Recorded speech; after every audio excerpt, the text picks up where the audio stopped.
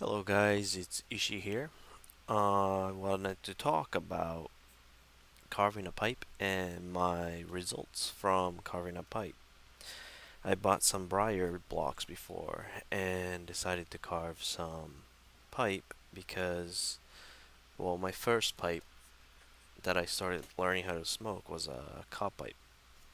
This one actually is the one that I learned how to start doing it. Never cracked, never went stale. I had very good luck with it, so I still have a little collection that I kind of started with cod pipes that here and there that I buy when I feel like getting a new one. It's supposed to last quite a long time, and it's cheap, so it's definitely a good way of starting off. When you start smoking it, you're definitely gonna taste the corn taste in a couple of smokes when you light it. But today, I wanted to talk about my carving that I started. This is the recently carved pipe that I did.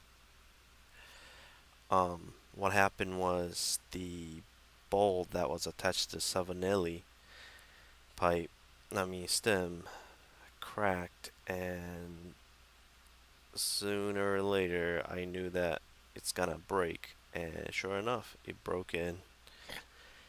I think it was about 3 weeks, so I decided to carve around the stem again. That shows that you should never buy cheap pipe. Yeah, I didn't buy that one, so I don't really have much to say about that. Um, Definitely when you start off, you kind of want to draw out. This is my drawing, the simple drawing that I did of the style that I wanted to do. I didn't have a carved stem pipe that kind of stood when I left it on the table. So I decided to start on that. The first pipe that I carved was this. It has a weight to it. There's a lot I could do with it, but it's a good constant reminder of where I got started and how it should go. So it's definitely gonna be hard to carve this area when you have no tools. I use is this kind of by 3M series. It's a sandpaper on like a foam back, and they have quite a bit of different grades. I got this at Lowe's, and it comes with a handle because it's for walls and stuff, you know.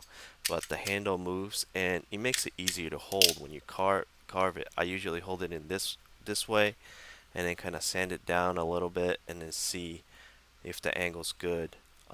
This area here is great for working at the carved bent area, and usually I start off with is my Dremel kit and get the basic form down on it with a pretty high grade sanding roll, and just kind of carve it out and see what kind of shape you can get.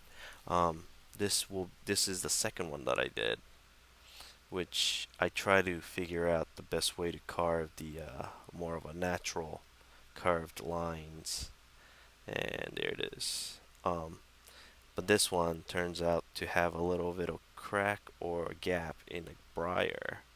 So this one's a no-go. If it's just outside, you could just fill it in and use it with earthware clay, but this one is going through to the inside by far. It's the gap size is pretty big, so I can't use it, but I always show it to somebody that's trying to learn how to carve, or when somebody says, it's pretty easy to do, but it is easy to do. It's just that it takes a lot of patience and a lot of your time, and at the same time some luck, and see if that works.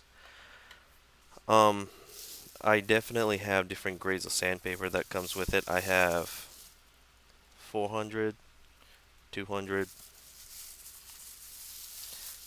and 80 here. Oh, 80 here. and it's a great way to start. It's a little bit more expensive than regular sandpaper, but I think it's a good place to start, and it's definitely fun thing to do. If you have any other tool that you use that's more of a things that you can buy at Lowe's or whatever, let me know. I would definitely like to try new things out. Have a good one.